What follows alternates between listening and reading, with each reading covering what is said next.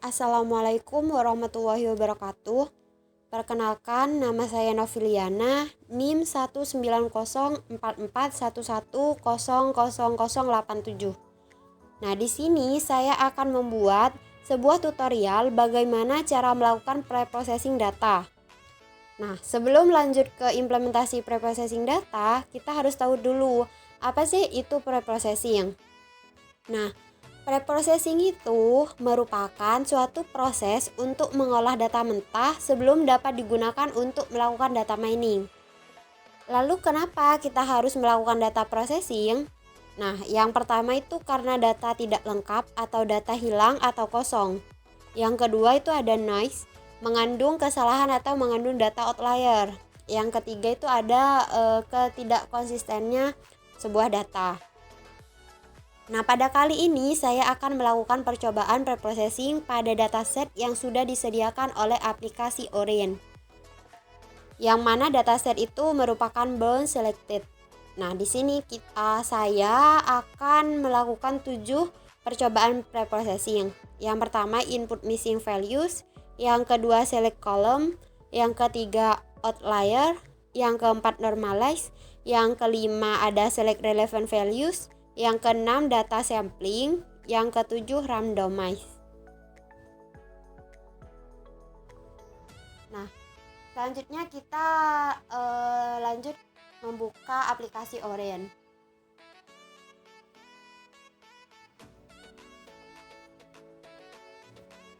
Nah, langkah pertama kita klik yang new. Untuk menginputkan dataset yang akan kita olah, kita pilih file. Kita bisa klik yang file. Nah, di sini kita bisa mengambil atau melakukan reprocessing pada dataset yang sudah disediakan oleh aplikasi Orin, atau kita bisa menggunakan dataset yang ada di device kita. Nah, di sini saya akan menggunakan dataset yang sudah disediakan dari aplikasi Orin, yaitu bound selected. Nah, itu kita close. Untuk melihat dataset yang sudah kita inputkan, kita bisa menambahkan data tabel.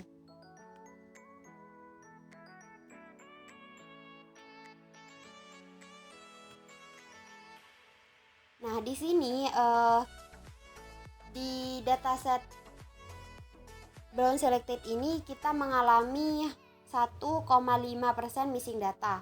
Nah, di sini missing datanya yaitu yang ditandai dengan tanda pertanyaan atau tanda tanya. Nah, di sini ada beberapa data yang hilang. Ini.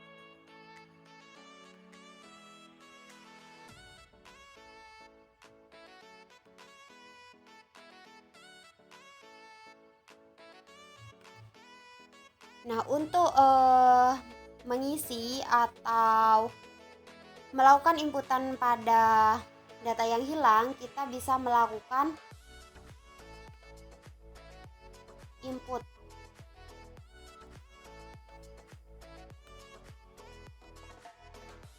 Nah, di sini kita pilih, kita bisa milih inputannya itu bisa berupa rata-rata atau nilai yang sering muncul, atau juga random values, atau di sini ada pilihannya.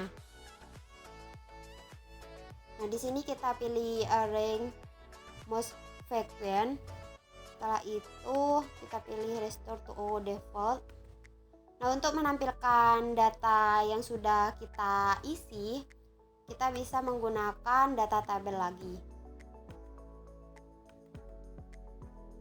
Nah, di sini sudah tidak ada data yang kosong atau no missing data. Sebagai perbandingannya seperti ini. Di sini masih ada data yang hilang. Nah, setelah kita melakukan reprocessing data, di sini sudah tidak ada yang missing data lagi atau nilai yang kosong lagi.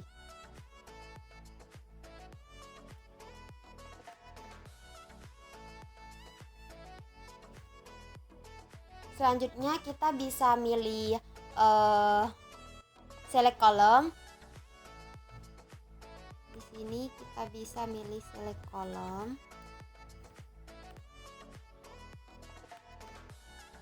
Nah, select column ini digunakan untuk pemilihan atribut data secara manual dan komposisi domain data. Jadi kita bisa milih di sini targetnya itu function. Nah, fiturnya itu kita bisa milih mau digunakan semua atau tidak. Nah, di sini kita bisa menggunakan yang ada alfanya saja. Misal alfa 7, 0, 14, 12, 18. Nah, jadi yang kita gunakan di sini yang ada alfanya. Nah, semisal kita mau menambahkan, kita bisa langsung menarik datanya. Fiturnya taruh di sini. Seperti itu. Nah, karena kita hanya akan menggunakan data alfa, kita bisa mengembalikan lagi fiturnya. Setelah itu kita close.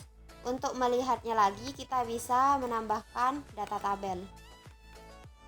Nah, jadi yang kita gunakan itu cuma yang ada kata alfanya saja.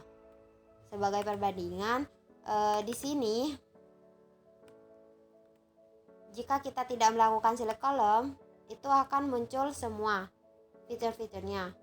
Ini. Nah, seperti itu.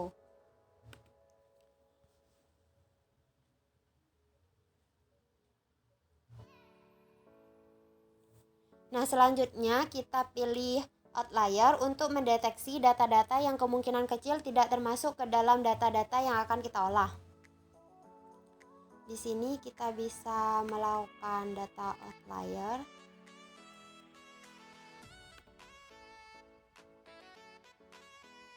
Nah, di sini kita bisa menggunakan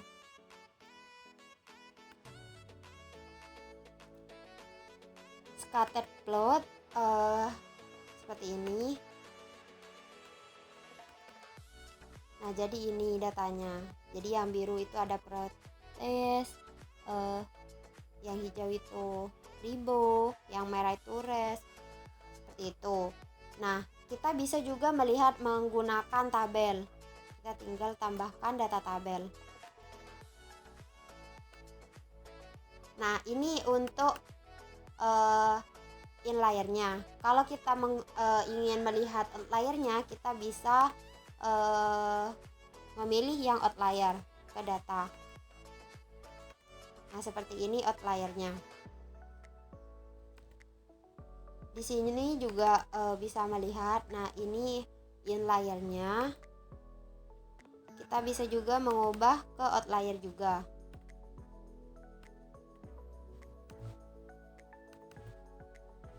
Nah, seperti ini. Jadi ini outliernya dari dataset tadi.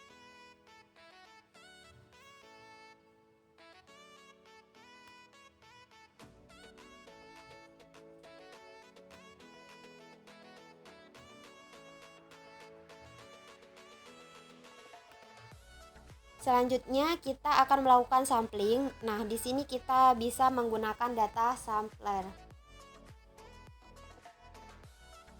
Di sini kita bisa menambahkan data sampler.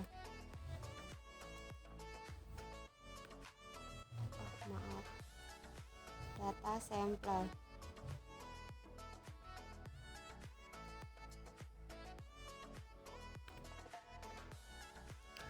Nah, di sini kita bisa menggunakan data sampler yang fungsinya untuk membagi data.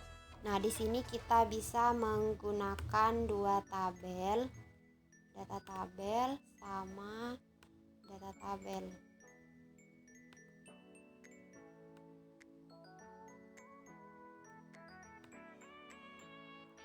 Nah, di sini kita bisa milih data sampler ke data. Selanjutnya yang bawah kita pilih remaining data.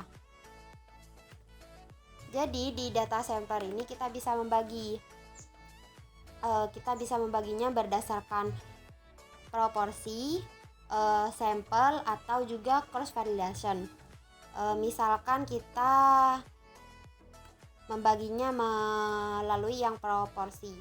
Kita bagi menjadi 10%.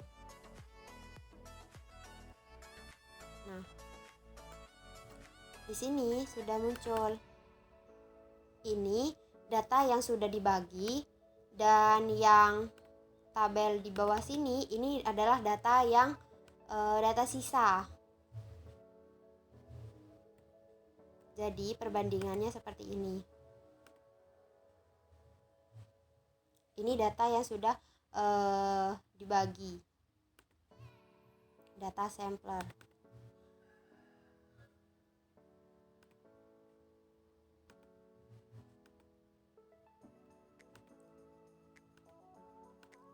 Di sini kita juga bisa membaginya melalui sample size. Nah, di sini kita bisa mengisi misal 7.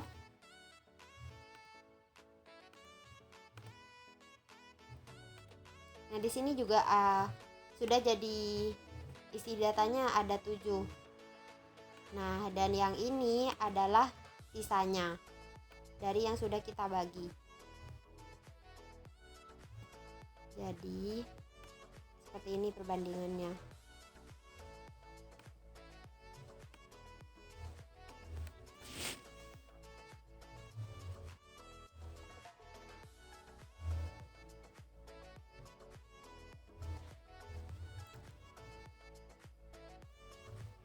Jadi kita di data sampler ini kita bisa mengubah yang proporsi, kita bisa mengubah ke 60%, 50% atau berapa persen. Tapi ya untuk umumnya itu 10% itu sudah cukup.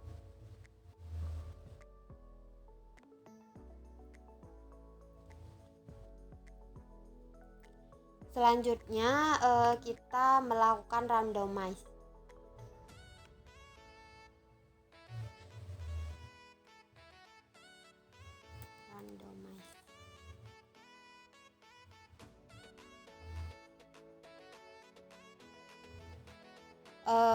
Di randomize ini kita bisa menggunakannya untuk membuat random atau mengacak datanya.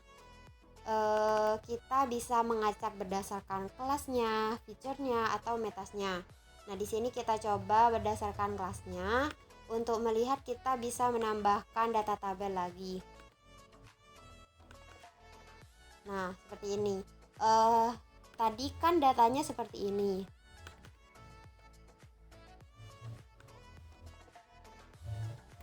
Ada Proteus itu. Nah, seperti ini kan. Setelah kita melakukan randomize, datanya seperti ini.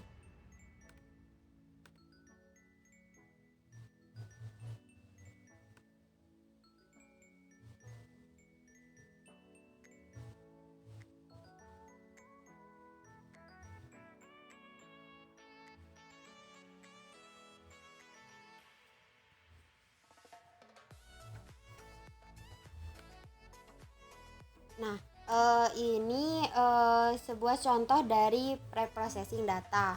Selanjutnya kita kan ini menggunakan cara satu persatu.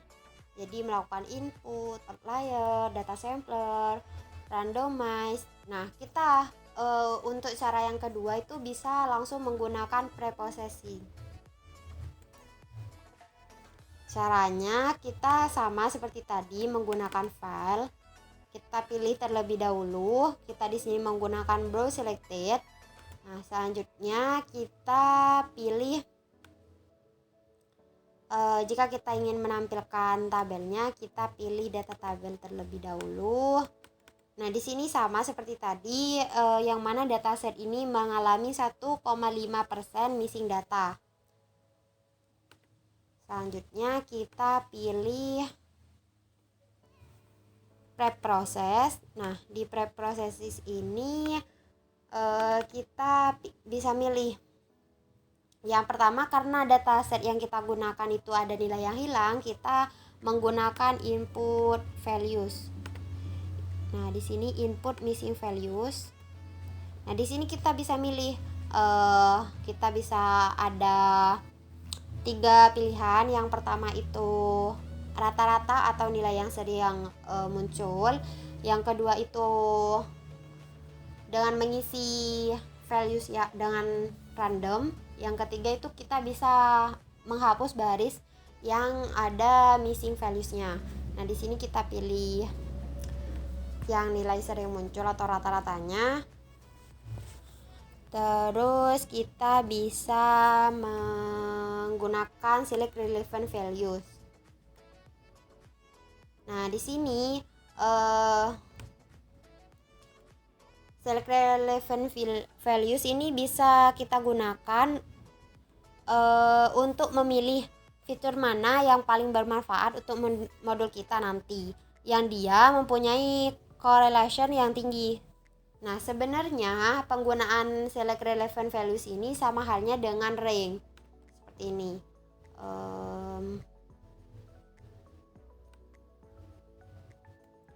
Kita bisa pilih rank. Nah, di sini. Nah, perbedaannya untuk rank dan select relevant values, di rank ini informasinya lebih jelas dan lebih lengkap. Nah, jadi seperti ini. Sedangkan di relevant values itu kita hanya bisa memilih number of feature-nya berapa. Kita bisa milih mau 10, mau berapa, misal kita 10. Nah, untuk menampilkannya kita bisa menggunakan data tabel lagi. Nah, kita kan sudah melakukan input missing values. Nah, sehingga di sini tidak ada data yang missing lagi. Selanjutnya itu kita sudah memilih relevant values-nya itu 10. Jadi yang ada itu fiturnya ada 10. Ini 1, 2, 3, 4, 5, 6,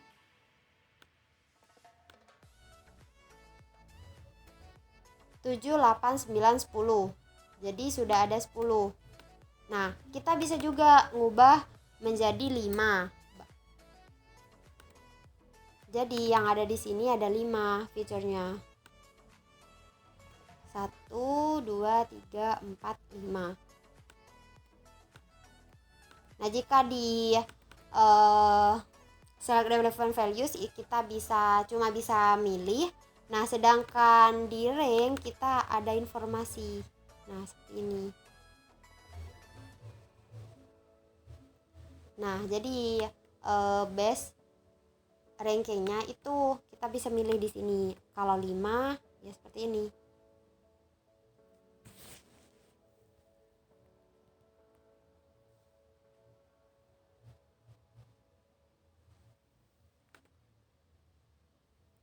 Nah, kita bisa juga menampilkan dengan data tabel untuk yang rank. Nah, jadi seperti ini.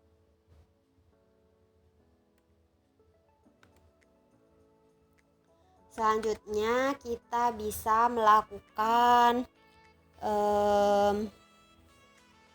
normalize atau melakukan standarisasi pada dataset kita. Seperti ini.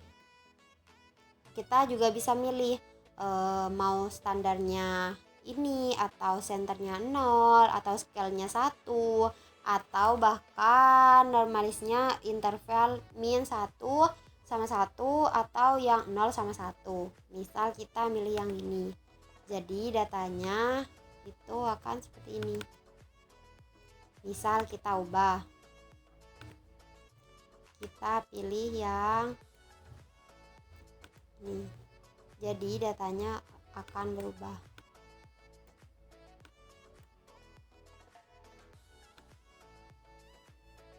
Nah, seperti ini. Nah,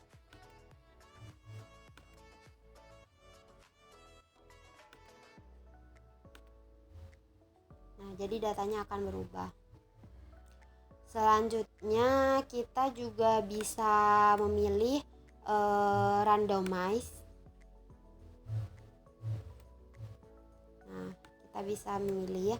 Nah, di sini kita bisa milih mau berdasarkan feature atau nah ini sudah berdasarkan feature atau berdasarkan kelasnya. Nah, jadi berubah.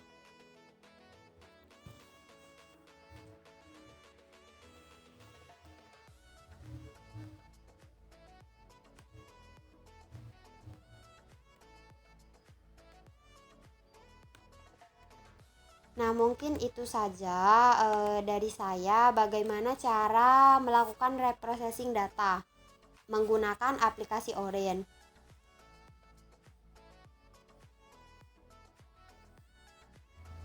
Kurang lebihnya saya mohon maaf. Wassalamualaikum warahmatullahi wabarakatuh.